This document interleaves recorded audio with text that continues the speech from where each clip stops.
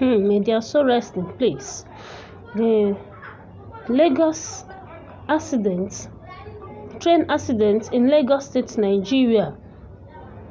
Many were injured and some lost their life. We pray for God's protection at this time. And bringing the latest news, it was reported that so many passengers were lobbying around the train and so many things could have caused the accident. Nothing has been ascertained at this moment. We pray for peace in Nigeria and God's protection.